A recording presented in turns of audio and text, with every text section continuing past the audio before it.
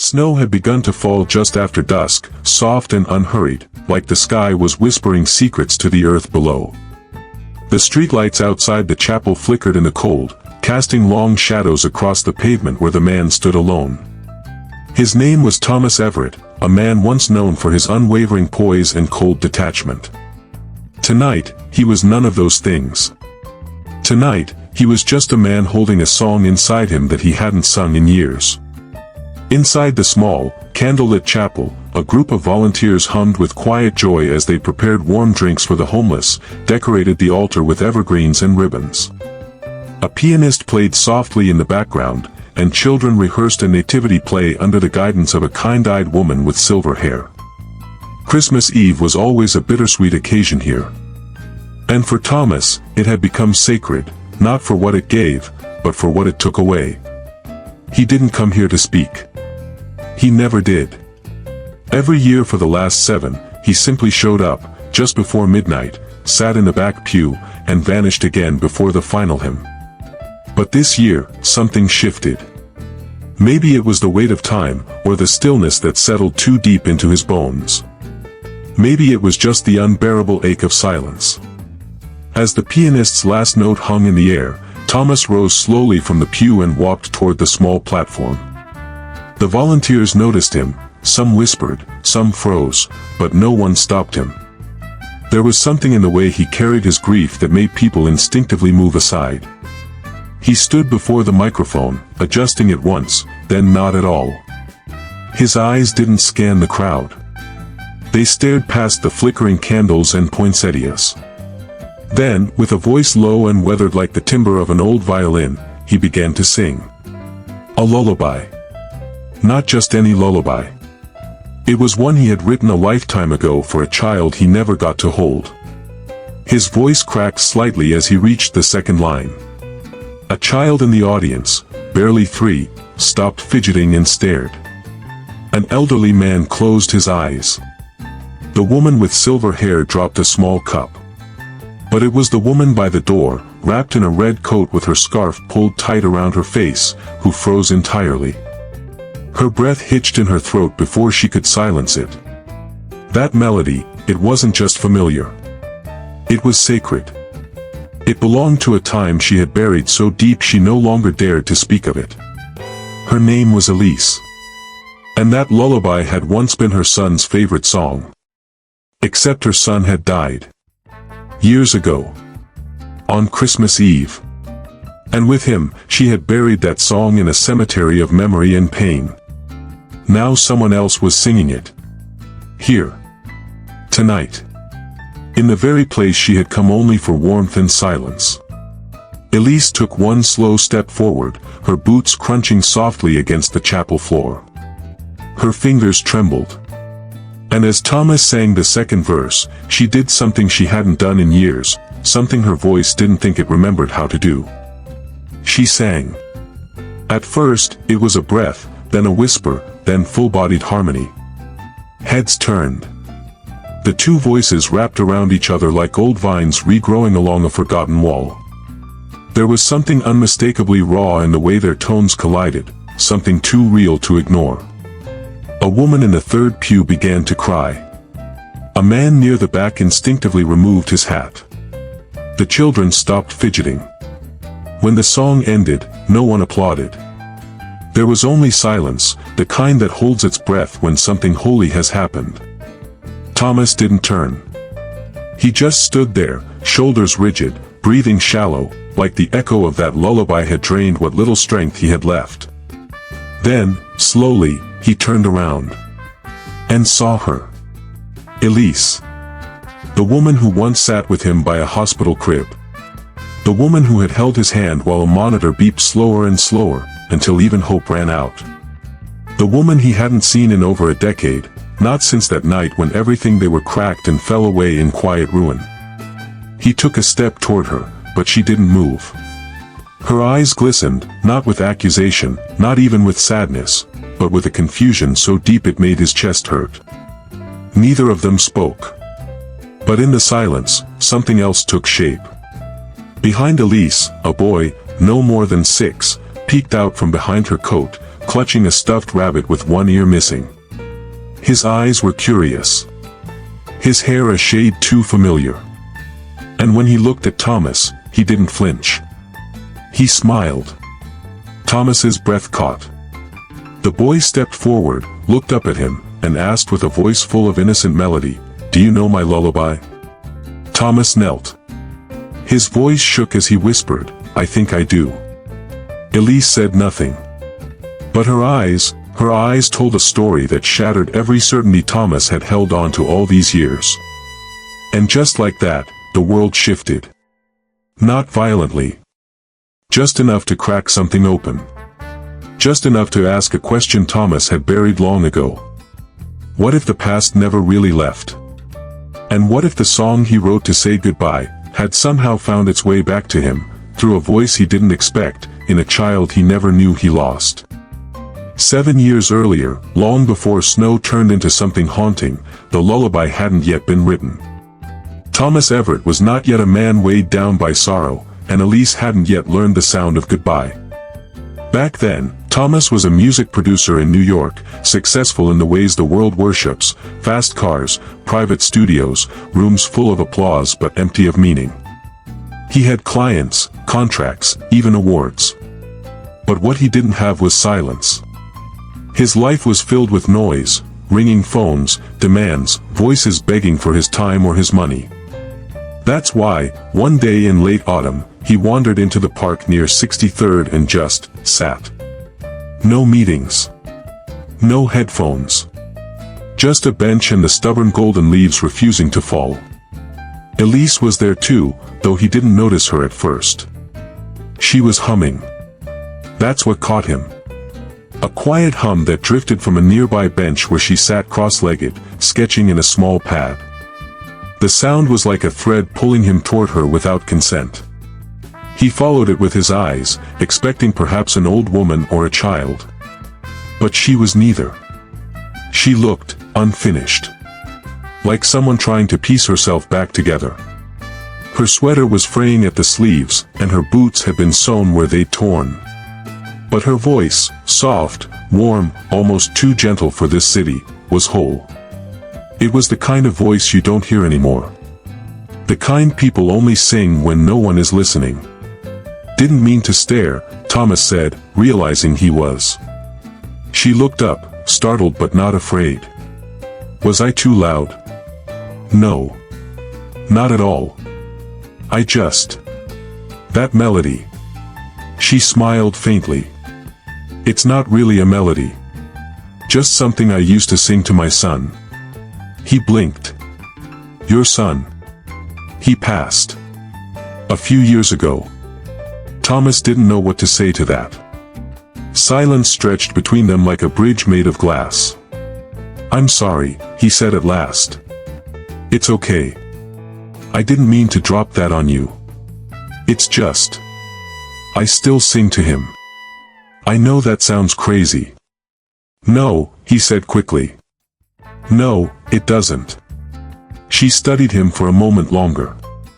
Then, to his surprise, she scooted over on the bench and gestured. You look like someone who needs to hear a quiet song. He didn't sit at first. Just looked at her like she was something too good for this world. But then, something in him moved, and he sat beside her, their coats brushing ever so slightly. My name's Elise, she offered. Thomas. You look like you don't rest much, Thomas. I don't. He paused. You look like someone who's learned to live with ghosts. She nodded. That's exactly what I do. They sat like that for a long while. The sun dipped below the skyline. Her pencil moved across the page. His fingers tapped silently against his knee. It was the kind of peace that creeps up on you slowly, until you realize you're afraid to breathe too loud in case it runs away. When she finally stood to leave, she tore the page from her sketch pad and handed it to him. A simple drawing. 2 figures on a bench, surrounded by trees. I don't know why I drew it, she said, eyes soft but uncertain. But here. He stared at it like it was more valuable than all the platinum records in his office. "Will I see you again?" he asked, though it sounded more like hope than inquiry. She shrugged. "I come here when I need to remember." And then she was gone. Thomas held on to that drawing like a secret. He kept it tucked inside the jacket he wore that day. Every time the city threatened to drown him, he'd unfold it and look at the silence it had captured. And so, he returned. Every Sunday, like a ritual. Sometimes she was there. Sometimes she wasn't. When she was, they'd talk. Not about work, not about loss. Just music, art, books, the way autumn smells before it rains. He never pressed for details about her past, and she never asked what he was running from. They understood each other in the quietest way. It was weeks before he found the courage to ask her to dinner. She said yes with a smile that barely reached her eyes. They chose a small diner with red vinyl booths and a jukebox that only played old Motown. She wore a navy coat with a missing button, and he didn't care. He watched the way she stirred her tea like it was choreography. "You don't date much, do you?" she asked after he stumbled over the word relationship. "I don't date at all," he confessed. "But I think I could learn." She smiled then. A real one. And he memorized it. That night, he walked her home to a modest building on the east side. They stood at the door too long, neither wanting to be the first to say goodbye. Then she whispered, "Will you write a song for me one day?" "I already started," he replied, his voice low. The next day, he wrote the first verse of a lullaby. Not just for her, but because of her. It wasn't finished. Not yet. But it carried her name like a whisper in its refrain. He never told her. He planned to sing it on Christmas Eve. But Christmas Eve never came the way it was supposed to. Because by the time it arrived, Elise was gone. Without a note. Without a goodbye. And in her absence, all that remained was a lullaby he could no longer finish, because he didn't know how it ended. Until now.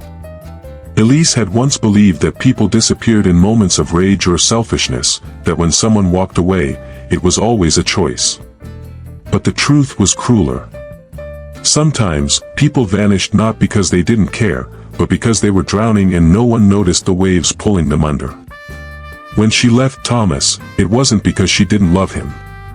It was because she was carrying something she didn't know how to share. It had started with the smallest of signs. A headache that lingered. A wave of nausea she blamed on the diner's greasy bacon. A fatigue that clung to her bones like winter frost.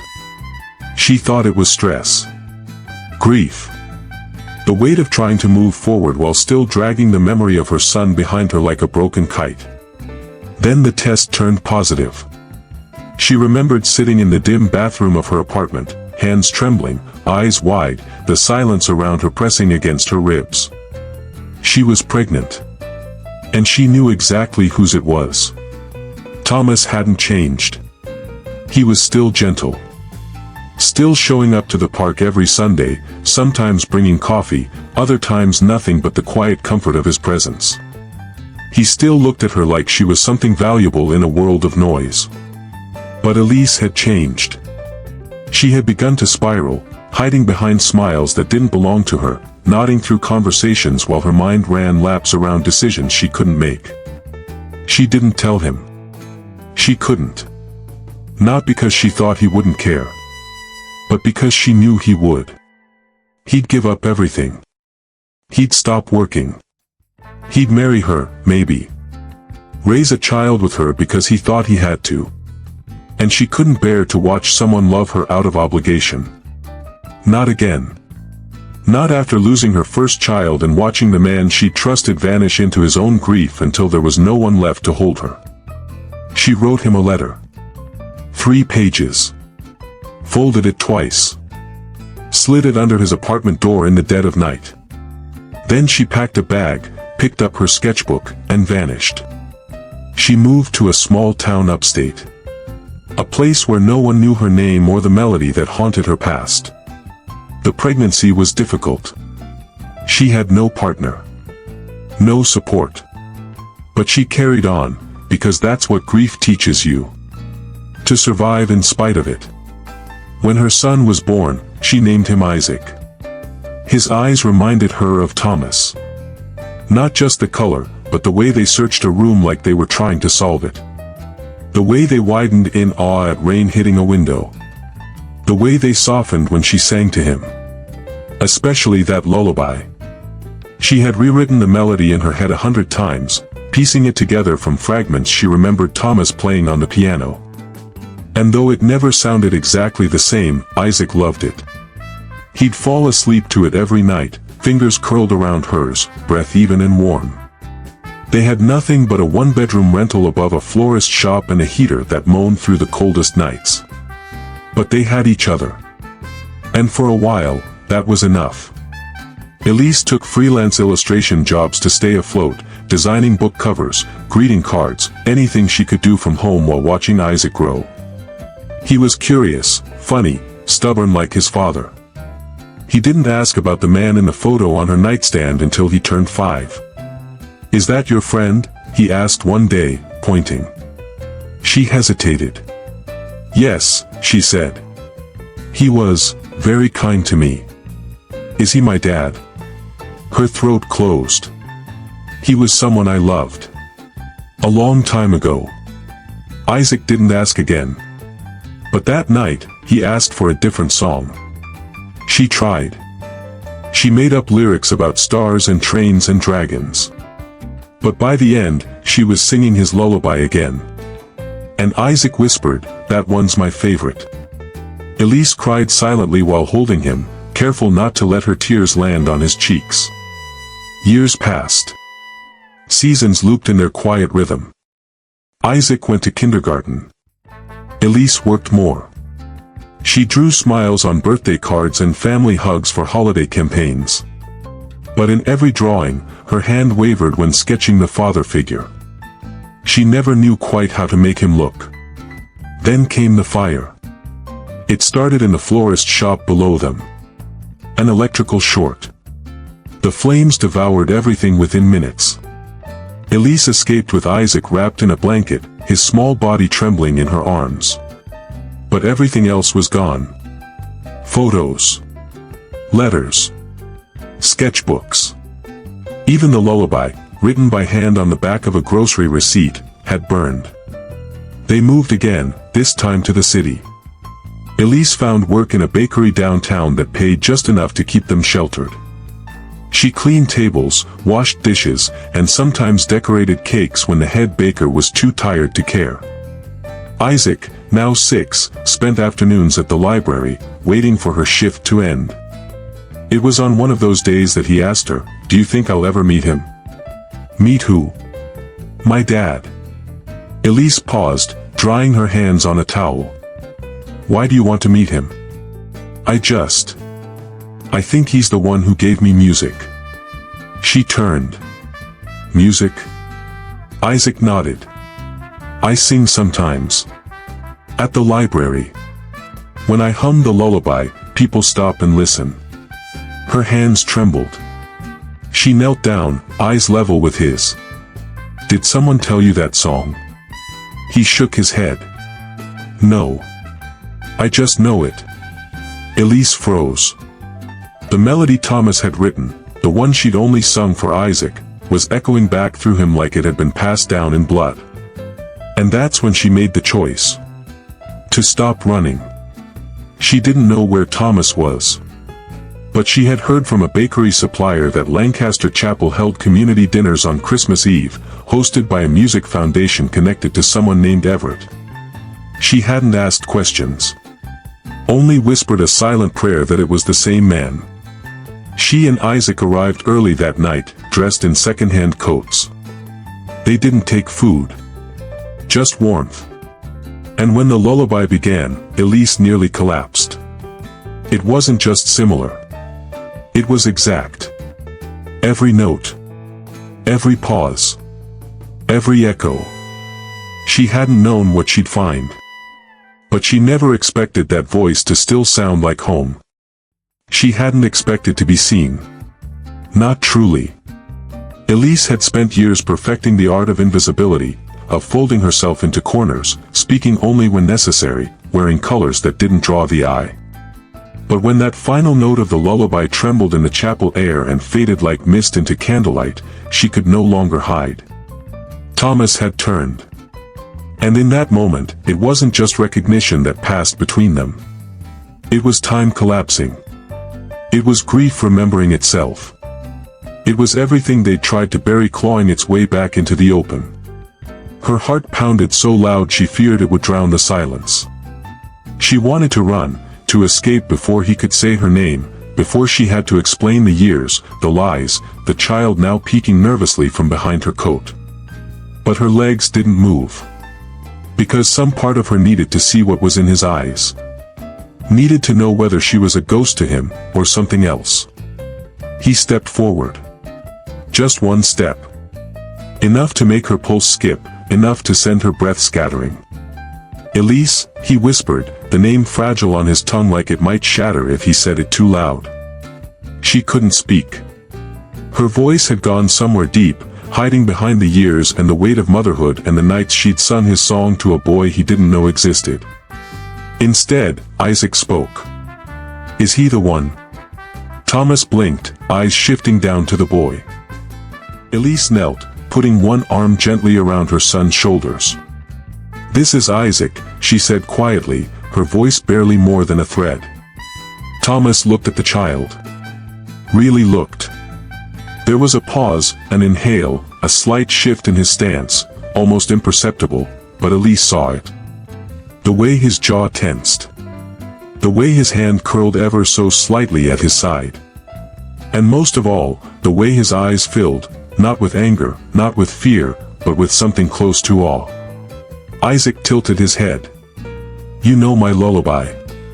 Thomas knelt without thinking, lowering himself until he was eye level with the boy. I think I wrote it, he said softly. A long time ago.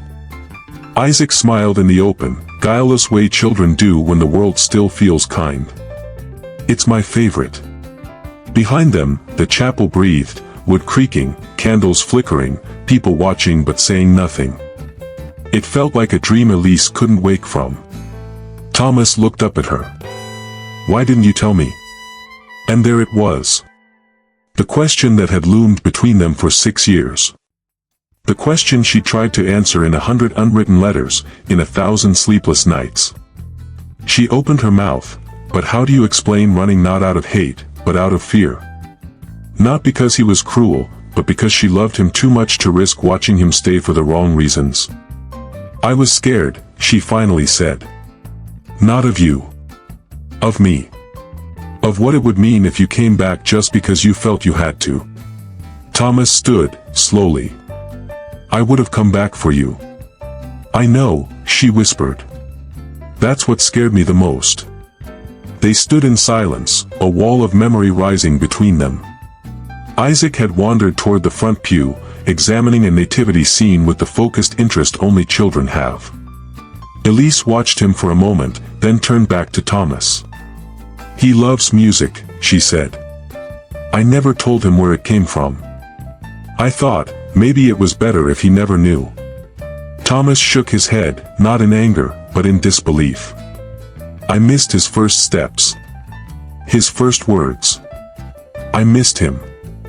I missed you, too, she replied. The words landed heavy between them.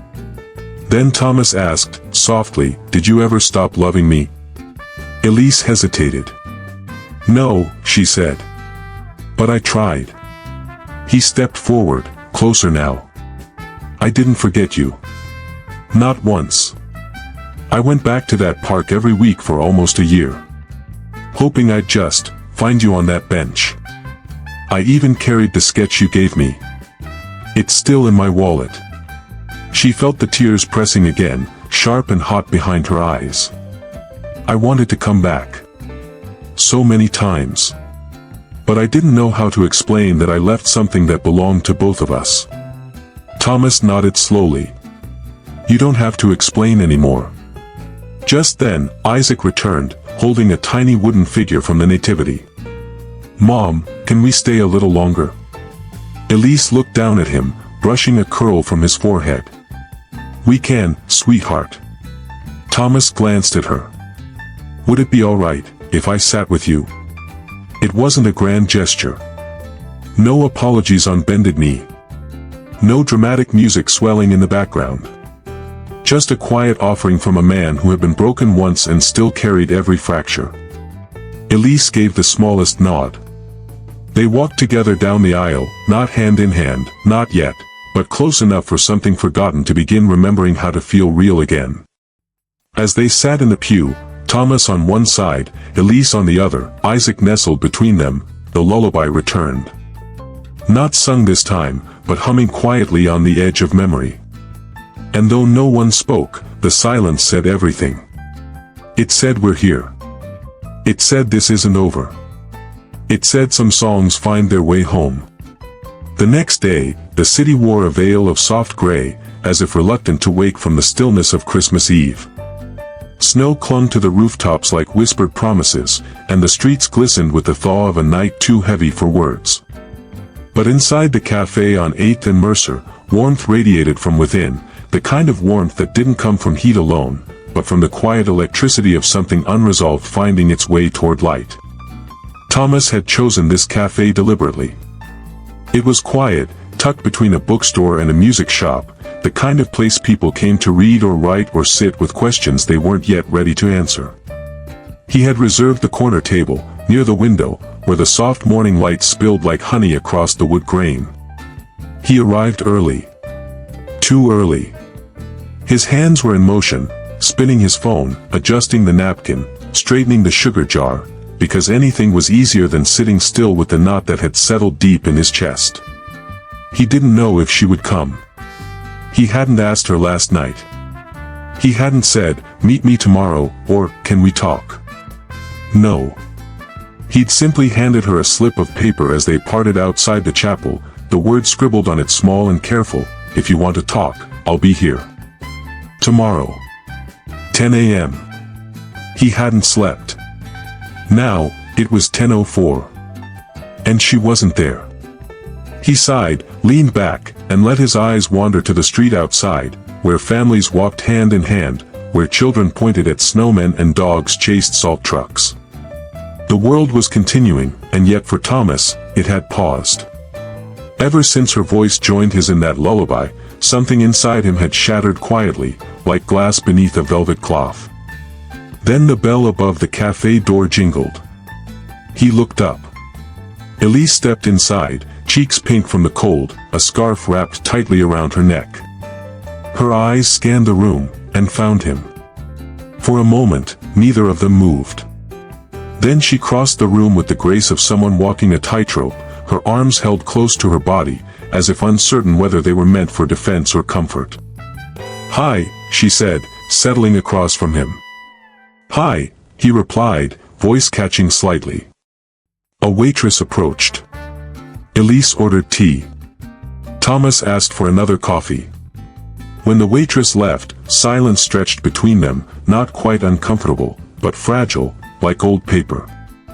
He cleared his throat. "Thank you for coming." "I almost didn't," she admitted. "I stared at that note for a long time." "I understand."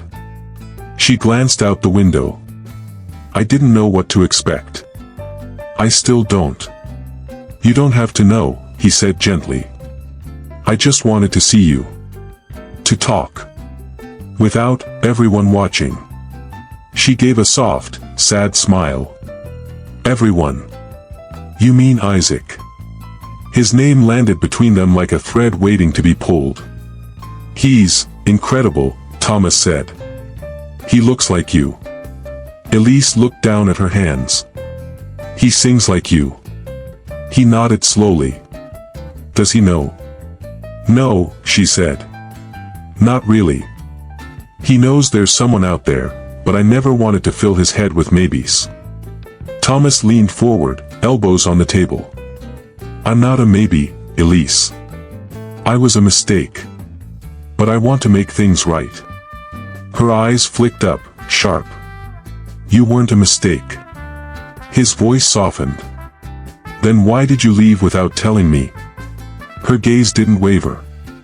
Because I was scared. Because I didn't want to be the reason you gave up your life. You were building something, and I was just trying to survive. I would have chosen you, he whispered. I know. That's why I left. The word stunned him. He leaned back, breath unsteady. The waitress returned with their drinks. They thanked her quietly, both pretending to sip so they wouldn't have to speak immediately. The cafe buzzed around them, but inside their little corner, time slowed again. I kept the sketch, he said finally. The one you gave me. It's worn, now. Folded so many times the edges are like lace. She smiled sadly. I kept your song. He looked at her. Will you let me be part of his life? I don't know, she said. I want to. But it's not just about me. Or you. I'm not asking to take over, he said quickly. I want to know him. Even if it's from a distance. Elise stared into her tea. He asked about you. Last year. Out of nowhere. I panicked. Said you were someone I knew a long time ago. I was more than that, he said quietly. I know. He reached into his coat pocket, pulled out a small envelope, and slid it across the table. She hesitated, then opened it. Inside was a photograph, a copy of the sketch she'd drawn for him, and beneath it, a handwritten note. For Isaac. So he'll know he was never forgotten. So he'll have something from the man who never stopped singing his name, even when he didn't know it. Her eyes shimmered. She closed the envelope carefully, holding it like it might break. I'll tell him, she whispered. Not today. But soon. Thomas nodded. That's all I ask. She exhaled slowly. I don't know what this is, Thomas. Or what it could be. I don't either, he said. But I know I don't want to lose you twice. The snow outside thickened, flakes falling like blessings. Elise stood slowly, slipping the envelope into her coat. Do you still write music? Not lately. You should. He looked up. Maybe I will. She turned to leave, then paused. He has your eyes. But he dreams with mine. And then she was gone, the bell above the door singing once more. Thomas remained seated, heart full of too many things to name. But somewhere inside the silence that followed, he knew something had changed. Not everything lost stays buried. Sometimes, it sings its way back. The following week unfolded like a fragile song, its rhythm cautious, every note uncertain. Thomas didn't rush. He didn't chase. Instead, he waited, present but distant, patient in a way that surprised even himself. There was a time he would have sent flowers, called every day, tried to fix what had broken with grand gestures and rushed promises. But Elise had taught him something in her absence. Some wounds don't want bandages. They want air. Space. Time. Still, he couldn't help but drive by the block where she lived, slowing his car just slightly when he passed the bakery where she now worked. Sometimes, he caught a glimpse of her inside, hair tied up in that familiar loose bun, sleeves rolled to her elbows, the soft concentration in her brow as she piped icing onto a cake. And once, only once, he saw Isaac through the window, standing on a stool near the counter, dusting cookies with sugar, his small hands moving with proud precision. Thomas didn't go in. He didn't want this to feel like surveillance. He didn't want to frighten them. He just needed to see, to believe they were real. And they were. He began writing again. Late at night, at the piano in his apartment, when the city had gone quiet and the windows fogged with his breath. He'd forgotten how much he needed the music, how much of himself lived in the spaces between chords. He wrote for Isaac. He wrote for Elise. And he wrote for the man he'd once been, the man who had stood in a hospital hallway thinking he could never love anything again after what he'd lost. On Thursday evening, a quiet knock came to his studio door. He opened it and found Elise standing there, holding a small box wrapped in brown paper. Her scarf was dusted with snow, and her boots were damp at the edges. She didn't speak right away. She just handed him the box. He took it, confused, and gestured for her to come inside. She stepped in cautiously, as though unsure whether this was a beginning or an ending. He opened the package. Inside was a small music box. Wooden. Hand-carved. On the top, etched with delicate strokes, were the words, "Sing me home." He wound it slowly. The melody that poured out was gentle, familiar. It was the lullaby. His lullaby. But changed. Softer. Reimagined. "You rewrote it," he said, voice nearly breaking. "I had to," she replied. "Isaac asked me where the song came from. I told him it was something his father once wrote. He asked if he could give it a new ending." Thomas blinked rapidly. "He knows. He doesn't know everything. But enough." She looked around the room, then back at him. "He wants to meet you again. Not just at a chapel. For real." Thomas's throat tightened. "Does he understand who I am?" "I think he feels it," she said. "He doesn't need the science. Kids know things in their bones before their minds catch up." A long pause filled the space between them. Then Elise moved closer to the piano and traced her fingers along the edge of it, pausing where the wood had chipped. "This used to be your world," she said. "I didn't think you'd still have it. I tried to sell it once," he admitted. "The same year you left. But I couldn't. Something about it held too many echoes." She sat down gently on the bench beside him. "Play it. Just once." He nodded, fingers trembling slightly as they hovered over the keys. Then, slowly, he began. The melody flowed from him like water over stone. It was the lullaby again, but this time, it carried all the years between them. Regret in the sharps. Hope in the rests. A question in every soft repeat of the chorus. When he reached the final note, he let it linger, not wanting to break the spell. "I remember that night," she whispered. "The one before I left. You'd written only the first verse. You said you weren't ready for the second yet." "I was waiting for something," he murmured. "Didn't know what." "Now you do."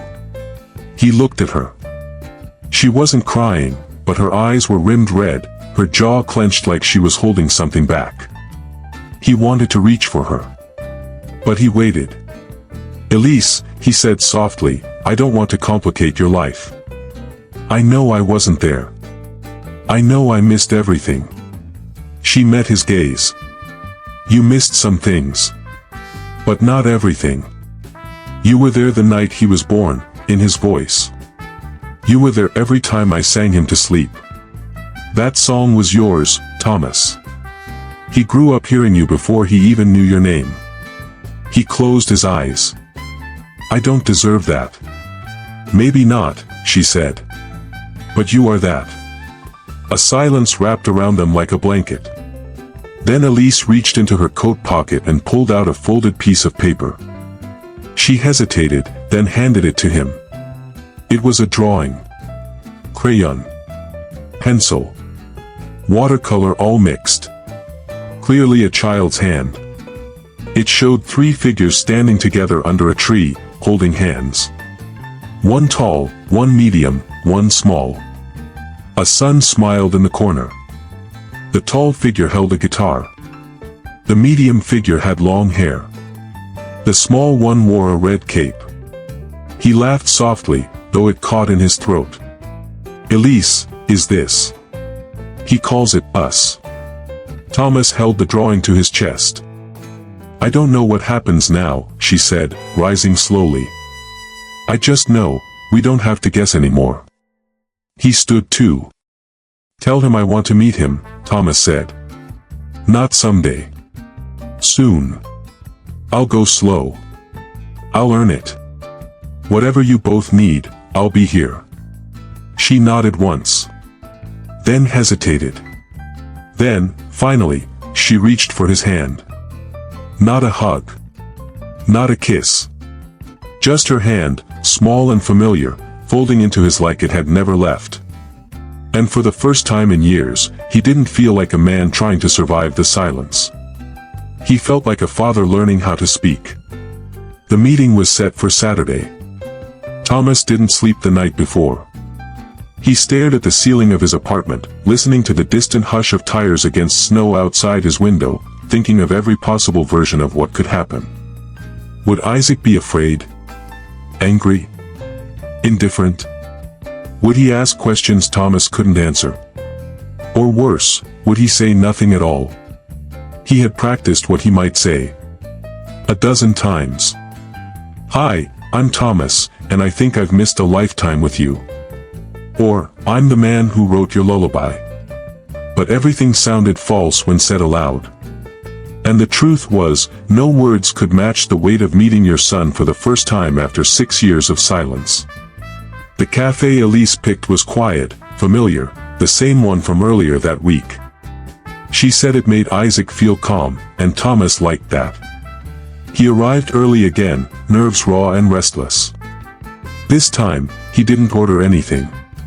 Just sat there, palms open on the table, like a man waiting to catch a miracle if it fell from the sky. At 10:03, the bell above the door rang. Thomas stood as Elise walked in, holding Isaac's hand. The boy was bundled in a navy coat, wool hat tilted sideways, cheeks pink from the cold. His eyes met Thomas's, and this time, there was no confusion, no lingering mystery.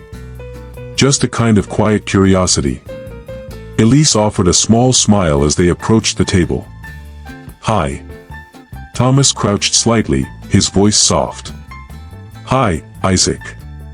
The boy tilted his head. You're the man from the church. I am. You sang my song. Thomas's voice caught. I did. Isaac blinked slowly, thoughtful. Then, without warning, he reached into his coat pocket and pulled out the crumpled drawing, the one with the tree and 3 figures and the smiling sun. Mom said I should give this to you again. Because now it makes more sense. Thomas knelt to take it, hands trembling. He looked at it again, as if for the first time. This is the most beautiful thing I've ever been given. Isaac shrugged, shy. The cape means I'm brave. You are, Thomas said. You're more than brave. Elise gestured to the table. Let's sit. They settled into the booth, Thomas on one side, Elise and Isaac on the other. For a moment, the only sound was the clink of a spoon stirring cocoa. I have questions, Isaac said, his voice surprisingly steady for someone so small. Thomas nodded. I'll answer anything you want. Why didn't you come find us? Thomas paused, feeling the sting in the boy's eyes. Because I didn't know you existed. Not until a few days ago. But you knew my mom. Yes. I loved her. Very much. Isaac glanced at Elise, then back at Thomas. Do you still? Thomas looked at her, too. Her eyes dropped to her cup. Yes, he said simply. But sometimes love gets lost. And then it has to find its way back. Isaac was quiet a moment.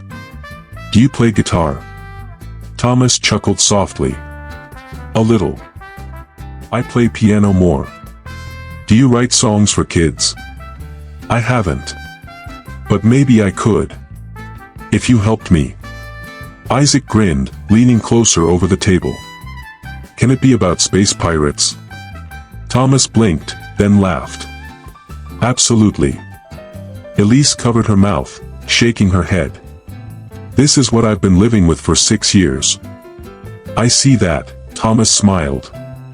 Then he looked at Isaac more seriously. Can I ask you something now? The boy nodded. Would it be okay if I came to see you sometimes? Not just today. Maybe we could go to the park. Or the library. Or make music together. Only if you want. Isaac took another long pause.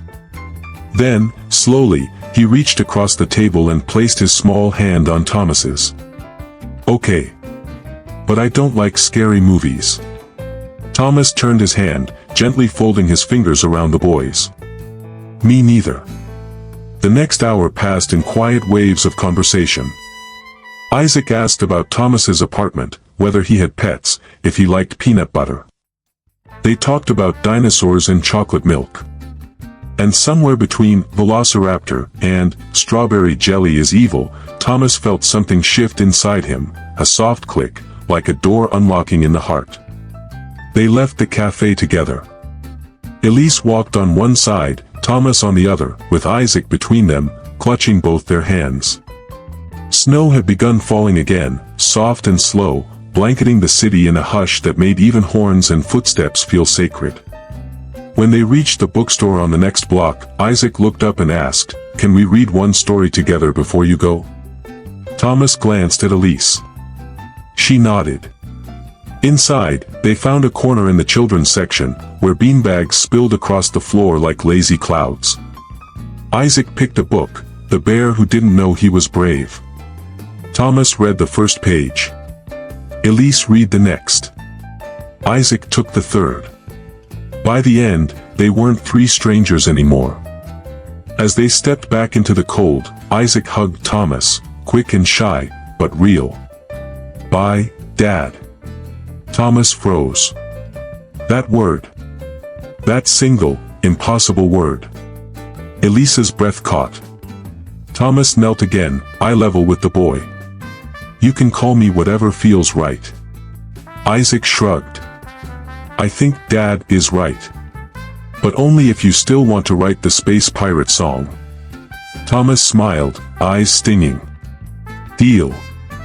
Isaac ran ahead, tossing snow into the air like confetti. Elise and Thomas stood side by side, watching him. "I didn't expect him to say that," she whispered. "Neither did I," he said. "But I've never heard anything more beautiful." She turned to him. "This doesn't erase everything. It's not simple." "I don't need it to be," he said. "I just need a place to start." She looked at him for a long moment. Then she reached into her coat, pulled out a tiny key, and pressed it into his hand. "It's to the old practice room. The one with the upright piano. It still works, mostly." He looked at the key, then at her. "You kept it?" She nodded. "Sometimes we hold on to the broken things. Just in case they still know how to play music." Thomas swallowed hard. "Do you think we still do?" Her voice was soft. "Maybe. If we go slowly." And so they did. Step by step. Word by word. Song by song.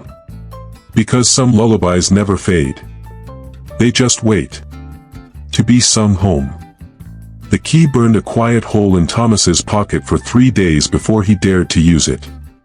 It wasn't fear that kept him from unlocking that old practice room, it was reverence. He knew exactly what that room held. Not just a dusty upright piano and squeaky floorboards, but the echoes of who they once were. Of laughter between takes, of whispered lyrics across notebooks, of the nights Elise sat curled in the corner sketching while he played her heart into melody. That space had been their refuge.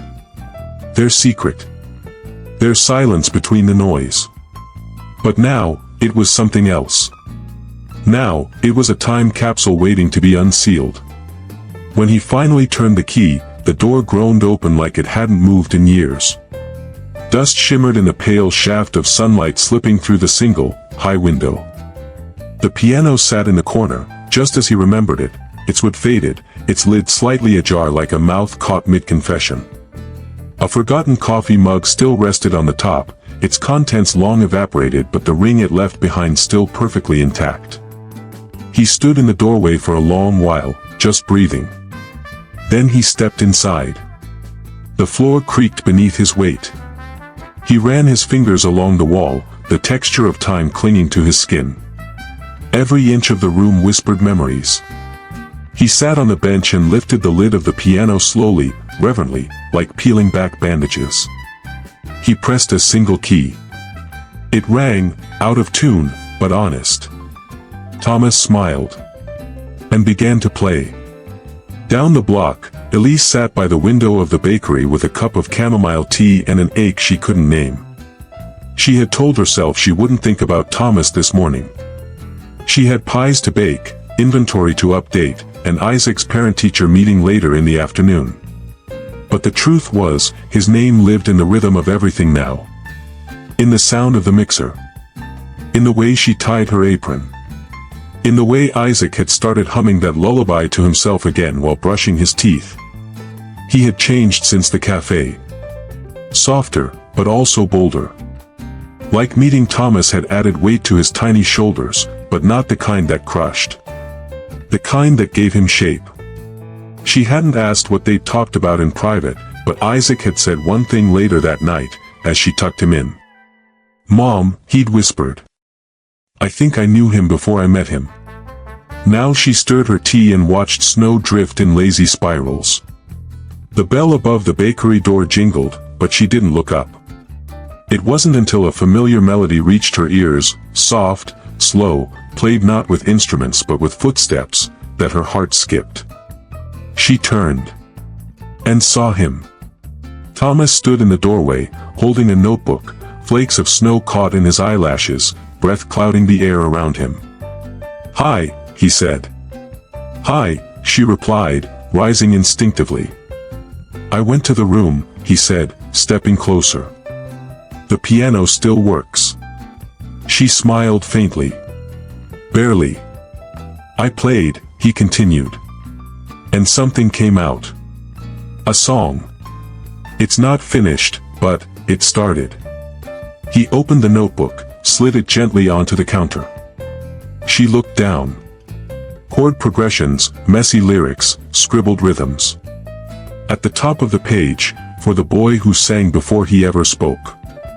Her throat tightened. "You wrote this, for Isaac?" "For him," Thomas said. "And maybe, for us." She flipped to the second page. A sketch. It was her. Not perfect, not stylized, just real. Her hair tied up, eyes focused downward, a pencil between her fingers. She could tell he'd drawn it from memory, from years ago. From before they knew what goodbye tasted like. "I didn't know you drew," she whispered. "I didn't. Not until I lost you." She looked at him, and in that moment, all the years between them dissolved like sugar in tea. The grief, the anger, the confusion, they were still there, but quieter. Smaller. Like shadows beneath something larger. "Come upstairs," she said softly. The apartment above the bakery was small, warm, filled with the comforting scent of cinnamon and orange peel. Toys were scattered neatly along one side of the living room. Books filled every corner. Art supplies spilled from a canvas tote by the window. And near the couch, a stack of Isaac's drawings stood like little declarations of wonder. Thomas stepped inside slowly, almost reverently. He looked around, taking in the pieces of her life he'd never gotten to see. A photo of Isaac on his 3rd birthday. A crayon-scribbled rocket ship taped to the fridge. A pillow shaped like a crescent moon. He walked over to the window and looked out. "You've made a life here." "I had to," she said, her voice quiet behind him. "There was no choice." He turned. "There is now." She looked at him, really looked, and for the first time, didn't flinch away from the hope in his eyes. "You're here," she said.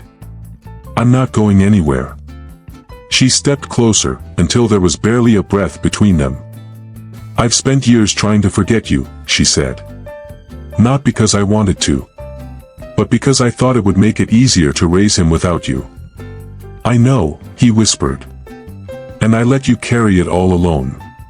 She shook her head. "We were both lost." He reached for her hand. She didn't pull away.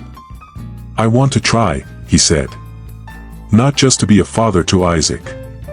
But to come home to you. If there's still space for me. She took a long, trembling breath. There always was, she said. And for the first time in years, she let herself lean into him, not as a memory, not as a maybe, but as something present, something alive. They stood there in silence, arms wrapped in each other's certainty, while the snow outside kept falling, soft and slow. Down the hall, Isaac stirred from his nap, rubbing his eyes, blinking at the light. And for the first time in his life, when he ran out of his room, both of his parents were there. Waiting. Together. That night, after Isaac had gone to sleep with a full belly and a story read by both his parents, each taking turns until he drifted off with a smile tucked into his dreams, Thomas sat at the edge of the couch in Elisa's apartment, his hands resting on his knees, his eyes wandering the room like he was memorizing the life he never got to live. The toys. The books. The faint stain on the wall from a crayon incident. The family, built piece by piece without him, yet somehow still with space for him now. Elise brought him tea, chamomile again. Her fingers brushed his as she handed it over, and the contact lingered longer than it needed to. He looked up at her, his voice low. I keep thinking about all the things I missed. His first words. His first steps. His nightmares. His birthdays. Every single moment that should have had a father in the room. You missed them, she said, gently, sitting beside him. But he didn't. He had someone. And he grew up loved. That's more than most children get. Thomas turned the cup in his hands. I know. But it doesn't make the guilt go away. It's not about guilt anymore, she said. It's about what you do now. He nodded slowly. I want to be there. Not just on holidays or weekends. I want to take him to school. Make pancakes badly. Get roped into art projects that involve way too much glitter. Elise laughed softly. He'll love that. But I don't want to push, Thomas added. Not with you. I know we're figuring things out. And this doesn't have to mean everything changes overnight. She studied his face in the low light. Do you want it to? He hesitated. Yes. But only if you do too. She was quiet for a moment. Then she looked toward the small hallway that led to Isaac's room. He asked me tonight if you were staying forever. Thomas felt his chest tighten. What did you say? I said that forever's a big word, she said. But that I hoped you were. I hope so too, he whispered. The silence between them stretched again, but this time it wasn't heavy. It was warm. Full. He set the tea aside and leaned back, and she curled beside him, resting her head on his shoulder. They didn't speak. Didn't need to. Outside, snow tapped gently against the windows. Inside, time stood still for them, just long enough to heal another inch. The next morning, Thomas awoke early. He hadn't meant to fall asleep there, but Elise had draped a blanket over him and tucked a pillow behind his head. The light was still faint, the world outside not yet fully awake. He walked quietly to the kitchen and began making breakfast, eggs, toast, fruit. Nothing fancy. Just something simple, something real. When Elise walked in, hair messy and eyes still full of sleep, she stopped and smiled. You know I could get used to this, right? Thomas grinned, setting down 2 mugs of coffee. Consider it a bribe. For what? For the next 100 mornings. She blushed faintly, accepting the coffee. You're pushing your luck. I have years to make up for. I better start now. They sat at the table like they had 100 times before in some other life. But this time, it was different. Grounded. Possible. Isaac bounded in moments later, eyes wide with the wonder of pancakes on the table, even if they were slightly burned. Whoa. Did Dad make these? He asked. Thomas blinked. Dad. The word hadn't yet dulled its impact. It still struck like lightning, sharp, electrifying, impossible to ignore. "I did," Thomas replied. "But your mom supervised so they wouldn't explode." Isaac giggled, climbing into his chair. "She's good at that. She stops stuff from catching fire." "That's what moms do best," Elise said, tousling his hair. As they ate, they made plans. Thomas asked about Isaac's favorite subjects, favorite cartoons, the best park nearby. Elise offered suggestions for dinners they could cook together. Isaac demanded Friday night movie marathons, no scary stuff allowed. It felt ordinary. Which, in truth, was the most extraordinary thing of all. That afternoon, Thomas stepped out for a short walk. He needed air.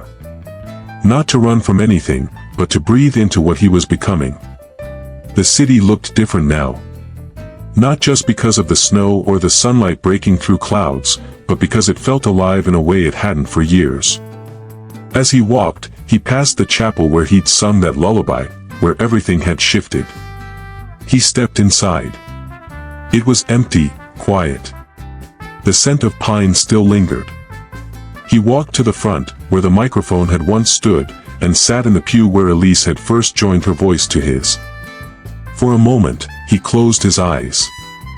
"I was so close to never coming here," he whispered aloud, though no one else was there. So close to keeping the door closed forever. But something had called him. A melody. A memory. A child's voice in a lullaby that hadn't been written for years.